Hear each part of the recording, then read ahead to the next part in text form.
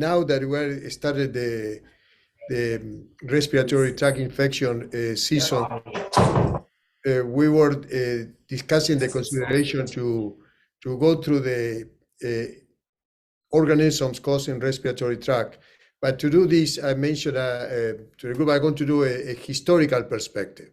Then this is going to be a little bit of the history of medicine in relation to respiratory tract infections.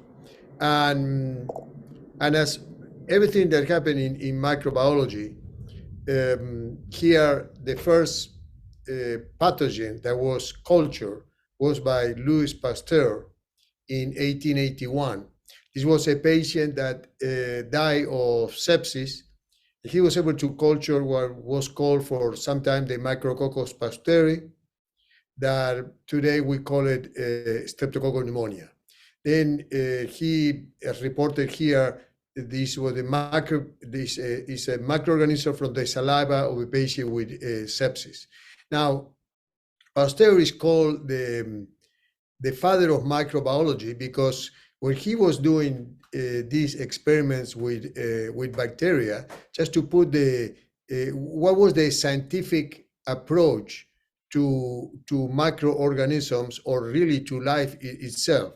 And here I put the concept of the spontaneous generation. And this is the concept that essentially living organisms were growing from non-living organisms. And this came from the Greeks and continued until the 1800s.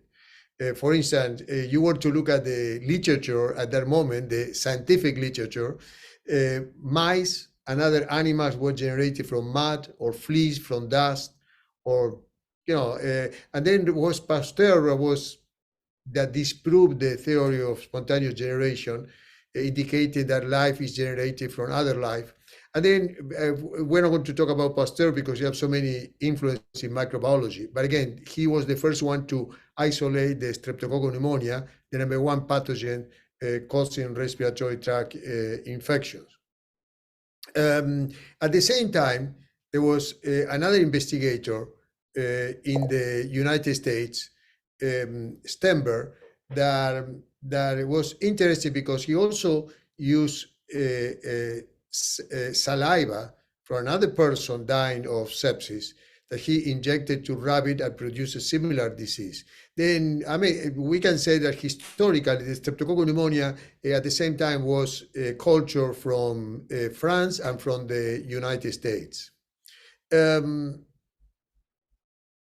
Moving into another important pathogen in respiratory tract infection, this is Ogston, that was a surgeon at that time that was interested in figuring out what patients after surgery develop post-surgical wound infections, and essentially was able to culture the Staphylococcus that was called micrococcus poisoning.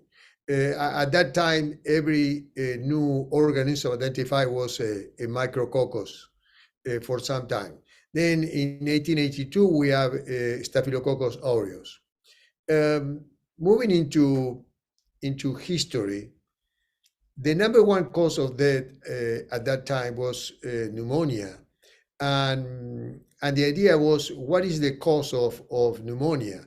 And this is the report from Friedlander, was a very renowned microbiologist of the time, that he was working in Berlin doing autopsies of patients dying of pneumonia. And he was able to see, as you see here, gram-negative bacilli with a capsule around. And this was for some time called the micrococcus of pneumonia, or the Friedlander bacillus that today we recognize as Klebsiella pneumonia. Looking at the initial report of Friedlander, he indicated that he has discovered the cause of pneumonia. He said that now my bacillus cause pneumonia. There's no more issues to discuss regarding pneumonia since we have now the etiology. And it was interesting that Friedlander was able to look at this gram-negative bacillus, because in his laboratory at that time, in 1882, there was a young person working that was Dr. Gram. Then the Gram stain has been developed by Christian Gram, and Gram, as we mentioned here, was looking for how to stain tissues from lungs for patients dying of pneumonia, how to visualize these macrococci that were being defined by Pasteur and other microbiologists. Now, Dr. Gram was working in Friedlander's laboratory, and historically, we know that he was able to look at patients dying of pneumonia, and he found out that this Gram stain, a gram-positive diplococci with a capsule around, Streptococcus pneumonia, and Christian Gram figured out that this Micrococcus pasteuri, also called Diplococcus pneumonia, was very common in patients dying of pneumonia. But this, of course, was in contrast to what his boss was saying, Friedlander, that essentially everybody working with pneumonia, according with Friedlander, he was saying that there was only one cause of pneumonia, his bacillus.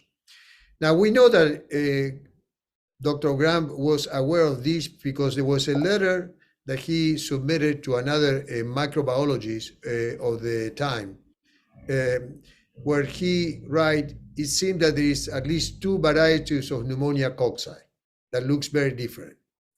And even say there is something fishy about the Friedlander's pneumonia cocci. Then probably Dr. Gram was the first one to recognize that there were more than one etiology of pneumonia. And finally, in 1884, he published his work with a stain. And here we know that now in 1984, with the Gram stain, we're able to define organisms are gram-positive and gram-negative. In this figure, we have on the left side the cell wall of the gram-positive organism, primarily peptidoglycan, and on the right side, the cell wall of the gram-negative organisms that have peptidoglycan, but there is also the outer membrane and the periplasmic space. And what I have here is a statement that Dr. Gram put together in his initial publication, indicated that this stain, I don't know how much is going to help, but other people are going to be working and probably improve it. It's interesting that more than 100 years down the road, we're still one of the primary elements that we have for defining etiology of respiratory tract infection continues to be the Gram stain. Now, once the stain was out, there was the issue of what is the real etiology of pneumonia. Is pneumonia caused? This is the discussions at that time in the 1880s. Is pneumonia caused by one bacteria for the Friedlander's bacillus, or pneumonia caused by more than one bacteria? Because other people using the Gram stain started to see the differences. It's interesting that Gram never published what he found out of Streptococcus pneumonia being an important cause of pneumonia, because this was, again, what his boss published. Then probably Dr. Gram was very concerned of keeping the job at Friedlander's laboratory and not going against his boss. But immediately then in 1886, this is the first series of pneumonia ever published, and other important microbiologists of the time, in this about the etiology of pneumonia. And from the first series until the most recent series, what we call Diplococcus pneumonia, now Streptococcus pneumonia, is the #1 organism. The Klebsiella pneumonia was not as common, and there is always case of unknown etiology, meaning that they were doing cultures, they were doing Gram stain, and in some patients with respiratory tract infections, you couldn't find an etiology. Moving along with the etiology of pneumonia, what happened with influenza? Because influenza was the other things of of pneumonia. And here I have from where the word influenza, this sometimes influenza means to flow into, and the idea was that in the scientific literature, that essentially you inhale some bad fluid originated for the stars, or influenza is coming from the influence of the stars in the epidemics that were occurring. Then the Italian influenza, again, it was an influenza at that time was mixed with outbreaks. Having an influenza was also having an outbreak. But if there was an outbreak in the community, something was wrong with the alignments of the star that produced the outbreaks. And from the influenza di catarro from Italian, then it was 1743, there was a big epidemic, and then in English we have influenza, or simple the flu. Then the question was, what was causing this influenza? Do we have also an organism that is going to explain now that we have the gram stain? The idea was that, well, now that I can stain the lungs of patients dying of different forms of pneumonia, I'm going to be able to figure out what is the cause of influenza. And then in 1892, we have the answer. Patients dying of influenza, there were, again, autopsies of patients dying of influenza. What we see here in this gram stain is gram-negative coccobacilli, some of the gram-negative coccobacilli inside of the white blood cells. And then Pfeiffer, in 1892, published a couple of cases of epidemic influenza with this gram stain in the lung of the patients, and he indicated that he found the primary agent of epidemic influenza, what he called the influenza bacillus. By the time that we figured out that which was wrong, that we know that influenza bacillus was an important cause of pneumonia, but not the cause of influenza. Hence the name of this bacillus, Haemophilus influenza, another gram-negative important cause of respiratory tract infections. As we can see, we have great advantages, but almost every scientist at the time of the original publication, people were making mistakes after mistakes. But at this moment, after 1892, in the scientific literature, we already have the etiology of influenza. Of course, we need to wait another century to figure out viruses. Then at this moment that we have a gram stain, this was the cause of influenza, Haemophilus influenza. Another important respiratory pathogen that was identified was the Micrococcus catarrhalis, a frost, in 1896. But this was considered a pathogen just in the oropharynx. I was part of the normal flora. The Micrococcus catarrhalis was Neisseria catarrhalis, then Brachamella catarrhalis, now Moraxella catarrhalis. And here we see a white blood cell full of gram-negative diplococci, that it will be Moraxella catarrhalis. And today we recognize that if this white blood cell is coming from the lung or from the respiratory tract, this is Moraxella catarrhalis. If this white blood cell full of gram-negative diplococci is coming from the urethra, this is Neisseria gonorrhea. And if this white blood cell is coming from the meninges, this will be meningococcal meningitis.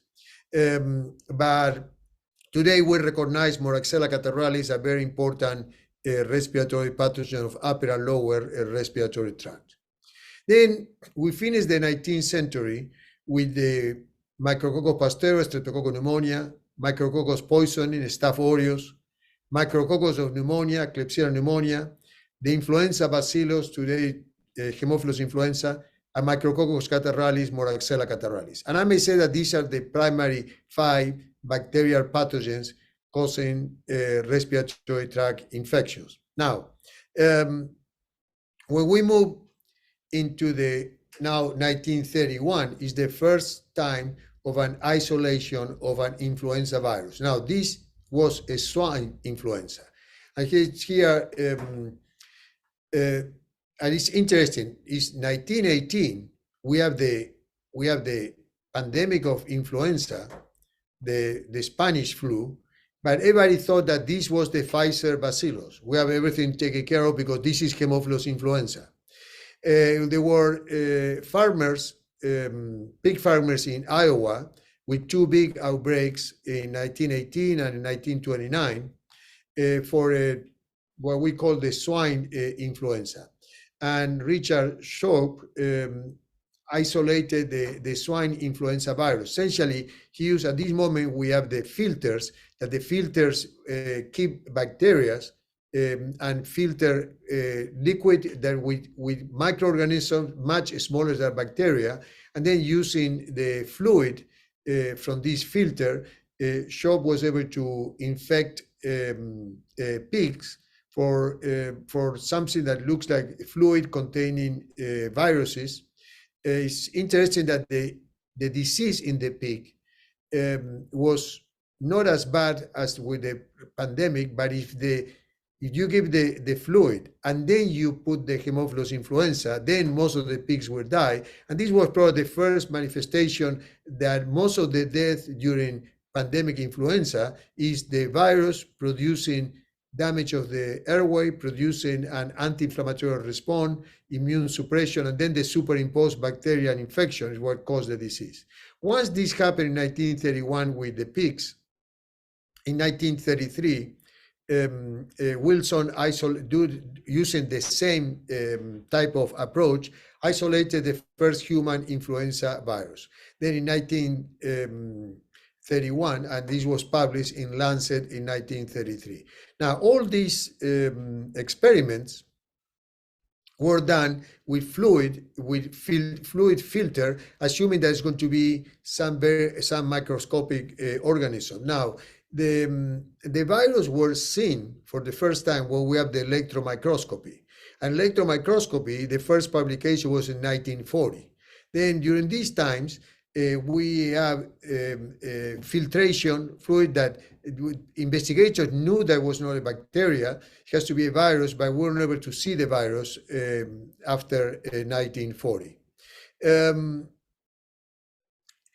1938 is with Dr. Raymond, this is the first time that the word atypical pneumonia appears in the medical literature. And again, this was a pneumonia that was different from the lobar pneumonia. That was the classical one for pneumococcus or for Haemophilus or for Moraxella, for Staph aureus, a lobar consolidation. These patients didn't have too much of a lobar consolidation, have longer symptoms, were not as sick. And another difference is that they didn't respond to the antibiotics for typical pneumonia. Now, initially it was considered that this is going to be another virus, but then in 1944, Eaton was able to identify the agent of primary typical pneumonia. It's the smallest bacteria that we have. Now it's interesting because it's called Mycoplasma pneumonia because initially it was filtered. They didn't know there was a virus or a fungus, and the name Mycoplasma from the Greek fungus form. Then it's called Mycoplasma because initially some investigators thought that this is going to be a fungus.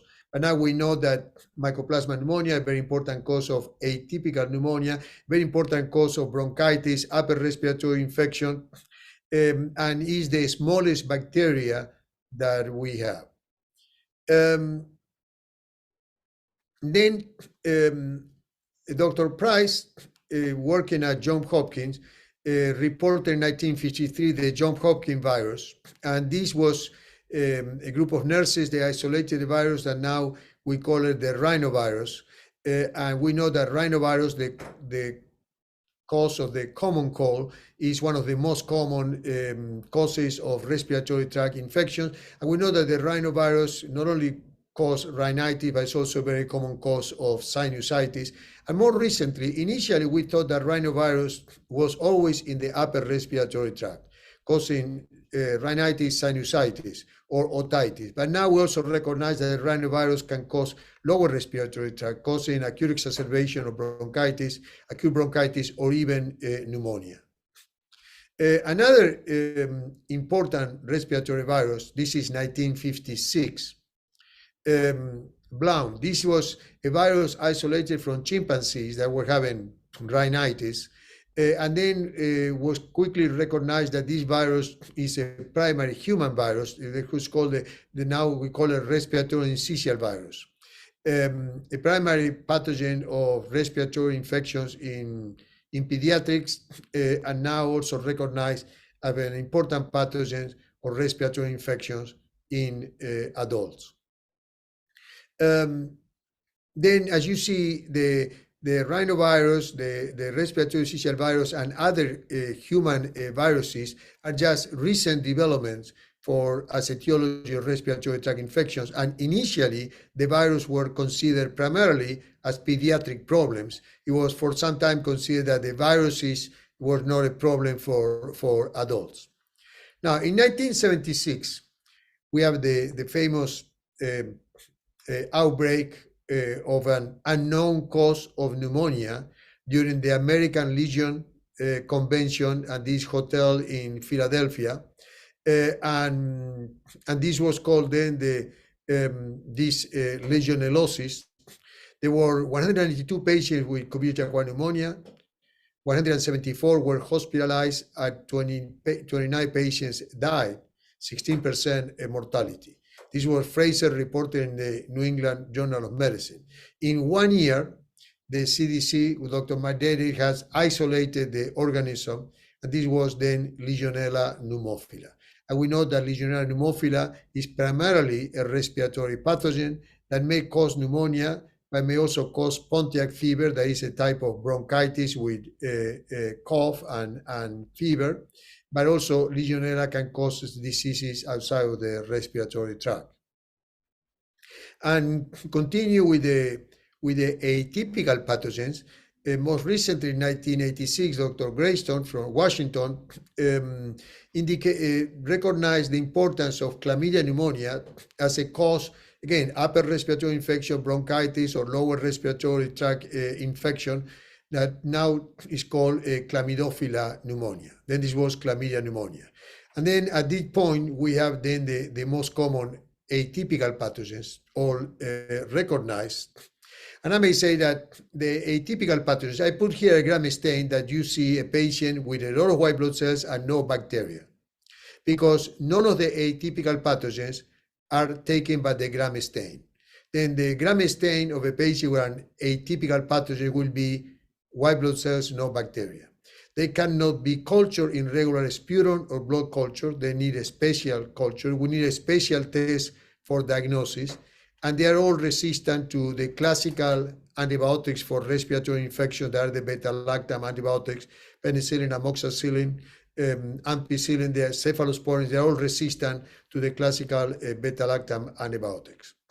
And why they are resistant to beta-lactam antibiotics, I put here in the right side, we have chlamydia pneumonia that penetrates into cells, multiplies into cells. Legionella pneumophila also penetrates into cells and is going to multiply inside the cells. And we know that the beta-lactam antibiotics are antibiotics that have very poor penetrations into tissue, into cells. Then Legionella and chlamydia multiply in areas that beta-lactam antibiotics do not penetrate. Now, Mycoplasma pneumonia is a completely extracellular pathogen. But the issue with Mycoplasma pneumonia, as we mentioned, is a very small pathogen that doesn't have a cell wall. And beta-lactam antibiotics kill bacteria by essentially destroying the cell wall. Then there's nothing that the Mycoplasma is resistant to beta-lactam antibiotics because it doesn't have cell wall. Then the idea is that then initially it used to be called atypical pneumonia with the first report because the pneumonia used to have certain clinical characteristics. But now with Mycoplasma, Legionella, and chlamydia, this no longer, they're called atypical pathogens. And it's not because the clinical presentation is atypical. The clinical presentation may be as good as the presentation for Streptococcus pneumonia. What is atypical is the pathogen, as we mentioned, because they are not seen in the gram stain and because they don't respond to beta-lactam antibiotics. Moving in history, then in March 2009, we have the new swine origin influenza. that emerged primarily in the United States, then moved to Mexico, and then to the rest of the world. And here what we have is what we call the configuration of a new virus, the swine influenza H1N1, that was a mix of three viruses. It was an influenza human virus, an influenza avian virus, and an influenza pig or swine virus.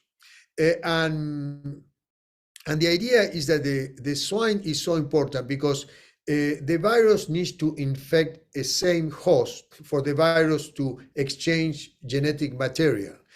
And for instance, we know that most of the wild birds, for instance, have avian influenza. But if we were to be in contact with a bird, this avian influenza doesn't have receptors to attach to our airway, the same that humans. But the pig has in the trachea receptors that can accept human influenza, avian influenza, and swine influenza. Then it's a perfect place for influenza viruses to mix. This is why we always mention that the new influenza pandemic is going to emerge in areas when you have humans, you have pigs, and you have wild birds mixing together. Now, virology has improved so much that now this was data from the CDC where they were able to recreate the Spanish 1918 H1 with the influenza pandemic, that it was a virus that now was recreated and is in the laboratory. Of course, there was some criticism of us recreating viruses that kill millions of people, but the idea is that this was from a lung of a patient that died in Antarctica, and they were in the permafrost, and they were able to isolate and recreate the 1918 Spanish influenza pandemic. And of course, we finish with the latest addition to the respiratory tract pathogen, the SARS-CoV-2. We know identified initially in Wuhan, reported in Nature as a pneumonia outbreak associated with a new coronavirus of probably bat origin. We don't know for sure what was the origin of this SARS-CoV-2. And now we know that SARS-CoV-2 is going to be another respiratory virus that most likely is going to be with us, the same that the influenza virus, the same that the rhinovirus, the same that the respiratory syncytial virus is going to probably be another common virus during the respiratory season. Then at this moment, if we were to look at the textbook, what are the most important respiratory pathogens? Well, there is the gram-positive bacteria, Streptococcus pneumonia, Staphylococcus aureus, initially culture. Then Haemophilus influenza, initially thought that was the cause of the pandemic influenza. Moraxella catarrhalis, initially considered non-pathogenic. Klebsiella pneumonia, described by Friedlanders as the cause of pneumonia. And then we have Klebsiella pneumonia, other enterobacteriaceae, such as E. coli, that may also cause respiratory infection. The atypical pathogens, primarily Legionella pneumophila, Chlamydia pneumonia, Mycoplasma pneumonia, and also Coxiella burnetii, and the long list of respiratory viral pathogens, influenza virus, parainfluenza, the coronavirus that we have, the prior coronavirus, there were 3-4 coronavirus that were always circulated in humans, but now we add to the coronavirus the SARS-CoV-2, respiratory syncytial virus, rhinovirus, adenovirus, and the human metapneumovirus. Then these are all very important causes of upper and lower respiratory tract infection. Then in the last 30 minutes, it was a brief overview of the history of the etiology of respiratory tract infection. With this, Ruth, I want to stop and thank you all of you for your attention. Thank you. This was a great overview, and I think really stressed I guess if any of us ever think that dealing with respiratory illnesses ends, then this really was a reminder that this is part of what we do. part of our activities with infection prevention and control, microbiology, and pharmacy. So I know that with this summary that you showed in the broad groups of microorganisms that are of particular importance. If you think about kind of moving this into the field of infection prevention and control, any thoughts about how we might translate this into either our practice or our response? What do you think maybe are some of the important things for us to be doing with this information? Yeah, no, this is a very important point and essentially, I may say that if I look at this list of organisms, for instance, Streptococcus pneumonia, transmitted by droplets. If the patient has pneumonia, transmitted by droplets. Now, is Staphylococcus aureus, also transmitted by droplets. Of course, this contact, but it's transmitted by droplets. Haemophilus influenza, Moraxella catarrhalis is the same. Now, Legionella pneumophila is probably the only pathogen that we know that it doesn't transmit from human to human. Legionella pneumophila, you get it from the environment and doesn't move from, if you get pneumonia, you're not going to, if a patient arrives with pneumonia, he's not going to transmit Legionella to another, to a healthcare worker or another patient. But I may say that Mycoplasma pneumonia, very contagious through droplets, influenza, then you have all the respiratory viruses. And this brings the point that we discussed so many times that I may say that if the patient has a respiratory infection, now we learn now with SARS-CoV-2, but anyone can be infected with a person with a respiratory infection. And I may say that at least a surgical mask for droplet precaution is a very good idea whenever I'm in contact with any person with a respiratory tract infection, the patient is coughing, because all these organisms can be transmitted by droplets. Then the question is, we didn't discuss today, and in a different topic we want to discuss, tuberculosis is the primary pathogen that is airborne. But it's all, even today, the consideration how SARS-CoV-2, there is so much study, but still, is what is the primary way that SARS-CoV-2 is transmitted? Is droplets, is airborne, is contact? Then all these pathogens are important from the perspective of infection control in the hospital setting. I think that's an excellent reminder that this is why we reinforce standard precautions, because a patient may have an illness that is transmissible.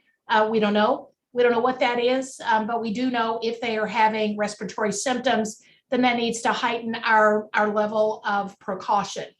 As a follow-up to what you said regarding the coronavirus and how SARS-CoV-2 and transmission, at boot camp 2 weeks ago, we had Dr. Matt Arduino, industrial hygienist from CDC, that talked with us, that indicated that ASHRAE is working on the development of a respiratory, kind of a respiratory guidance, almost like a respiratory standard, looking at indoor air quality and how that might kind of fit in with how we look at disease and disease transmission. Still doesn't really help us with our questions, as you mentioned, about what's a droplet transmission organism, what's airborne.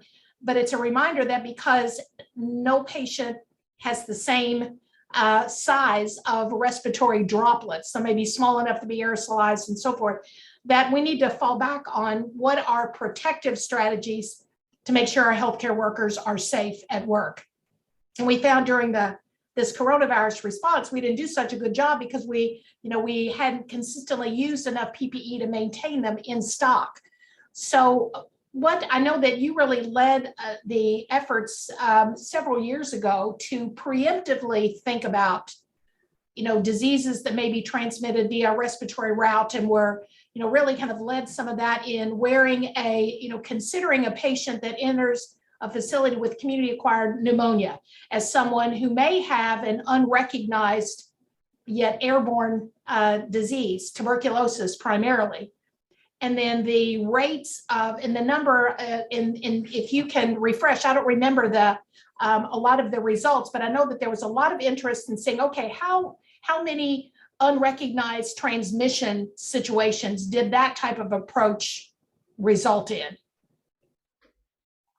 Oh yes, and I may say that this was considering that with tuberculosis. Um, I mean, because I remember that we started all this when we have in every hospital. Sometimes we have some outbreaks of tuberculosis infection among healthcare workers. If you have an outbreak, usually it's because a case of tuberculosis went unrecognized for days, weeks before a final diagnosis was performed. And the challenge is, so, and now with SARS-CoV-2, the question is going to be, okay, what is going to happen now with any person that arrives? Because we know that SARS-CoV-2, the same that respiratory virus, can cause acute exacerbation of COPD. Then we are going to have a patient that doesn't have pneumonia, but is coughing. I have chronic obstructive pulmonary disease coughing. And I may say that the possibility of SARS-CoV-2 is going to be there, and women need to, and it's not going to, and this patient is not going to have probably a test done for a viral respiratory pathogen, and it's going to be started on antibiotics. But I may say that now with SARS-CoV-2, adding to the idea that we need to be protected whenever we enter a room of a patient that is coughing. Now, the worst case for tuberculosis, we know that is laryngeal tuberculosis. That is the most contagious. Now, it's a rare disease, but this patient doesn't have pneumonia. It's not going to have an infiltrate, but it's going to be coughing. Then, until we know what's wrong with the patient, I may say that we need to protect ourselves whenever a person from the community is admitted to the hospital with a cough and signs and symptoms of respiratory infection. I know some of our pharmacists may have a comment. I know that, we have the respiratory, our respiratory pathogen panel that we use a lot too, but I know it's also more expensive than a single test or something that may be targeted if we're just looking at flu or just looking at flu and RSV. And so I wonder, with some of the pathogens that you have listed, what do we need to be thinking about with respect to, how inclusive that information is, and, what we still need to be thinking about respiratory illnesses in light of all of the different testing options that we have. I know we've relied on our pharmacists, tremendously to help guide a lot of that decision making. So I don't want to put anybody on the spot, but in case there is a comment, it would be great to have that. Elena, I saw your square lit up. Yes, what you said, Ruth, was kind of in line with what I was thinking. Also, I kind of wanted to get Dr. Ramirez's take on, as a stewardship pharmacist, I feel like I'm particularly interested with figuring out if pneumonia is due to a bacterial cause, a viral cause, combination of the two. So I know there's not a clear answer to this, but what is your approach for your clinical assessment and helping you kind of figure out the likelihood of the etiology? Yes, as we discussed so many times, this is a critical question. I'm working with a ATS IDSA in the development of the new guidelines for community-acquired pneumonia, and really this new version is going to be 4 questions, because instead of revise the full guidelines, it's going to be 4 questions, and we have several meetings with 10 members from the ATS, 10 members from the IDSA, to select what are the 4 more important questions in the area of respiratory infections to address in the new guidelines. And one of the questions is your question, is how do we, what happens with the use of antibiotics in a patient with a respiratory, in a patient that is admitted with a respiratory infection, have a positive diagnosis of a respiratory virus. Then rapid diagnosis of influenza, and the patient has pneumonia. What is the evidence? This is what we're reviewing now, to define, should the patient be without antibiotics? Should the patient have a short course of antibiotics? what I'm going to tell you is what I put together in the topic of up to date, because this is a very common question. And I consider that if the patient is sick enough to be in the hospital, and knowing, as we discussed, that in most of the pandemic, the patients that tend to die are the patients with a combination of a viral infection superimposed with a bacterial pneumonia. Then the question is, how do I separate the superimposed bacterial pneumonia? A couple of things that probably you are already doing, but one thing is the clinical presentation sometimes is classical of a superimposed bacterial pneumonia, because we know that the classical presentation of the patient with influenza 3-4 days, getting worse, started to get better, and when after the patient get better, get the second hit and the patient deteriorate. Then we have a patient that tell us that 6 days ago I developed runny nose, I started cough. 3 days ago I was doing great. I thought that everything was out, and now I having chest pain and fever. This patient is a classical 2-hit of the viral pneumonia, secondary bacterial pneumonia. This is from the, but this is with the history. But in the laboratory, we know that white blood cell count, usually bacterial pneumonia more than 15,000, viral pneumonia less than 15,000. We know that C-reactive protein, bacterial pneumonia high, viral pneumonia low. We know that procalcitonin, bacterial pneumonia high, viral pneumonia normal. Then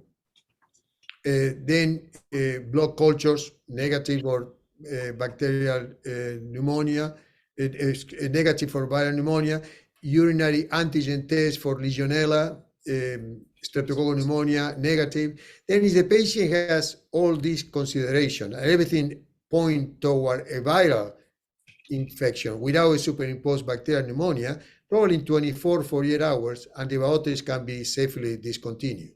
Then it would be antibiotic therapy for 24, 48 hours until I disprove that the patient has a superimposed bacterial pneumonia. This is the management that we are doing now using clinical and laboratory values. Excellent. Thank you. That's very helpful to hear your assessment and your take on the question. It's a popular question. Yes, very important. Yes. Well, Matt, you had something else? Yeah, I just have a clarifying.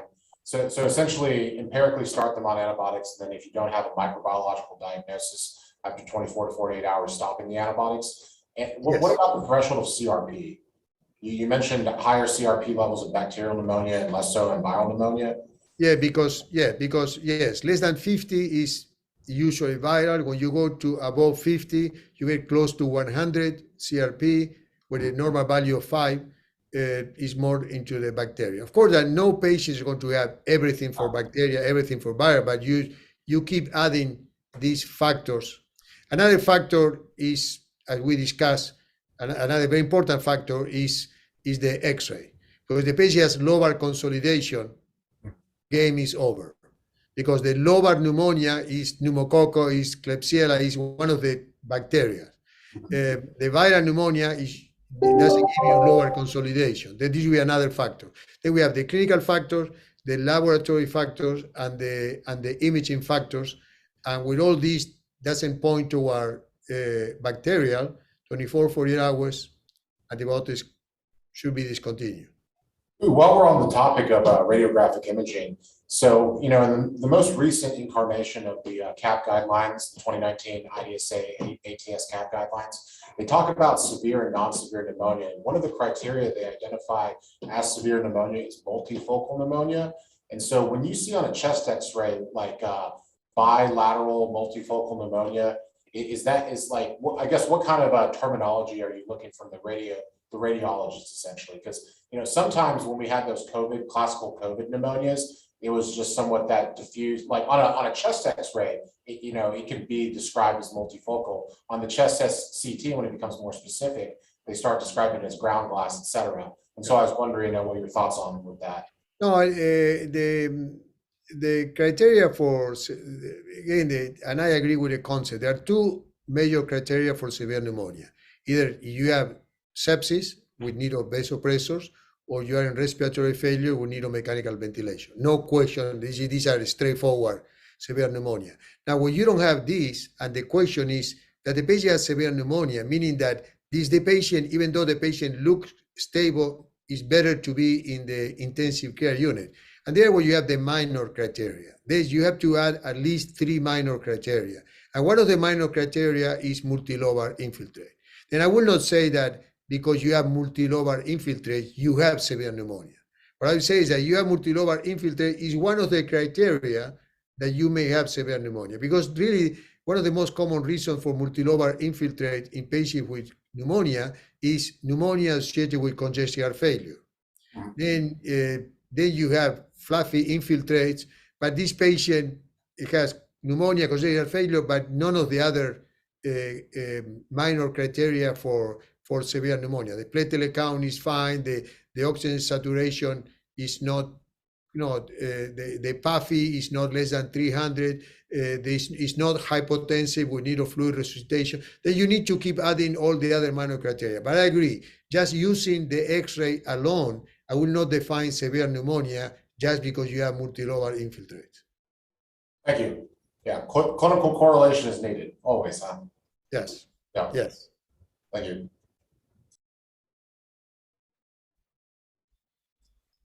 I don't see any additional questions in the chat. So thank you very much for this overview and the great discussion. Thanks to Dave for putting up the poll. If you have a moment and have not yet completed that, if you would mind to do so. And I think Dave also added some information about the November 30th adult vaccine update. This is particularly relevant to this topic because we'll be talking a bit about the vaccine platforms that are being developed, a little bit about vaccine epidemiology, immunology. We'll be talking about some of the categories of adult vaccines, and all that will happen in the morning.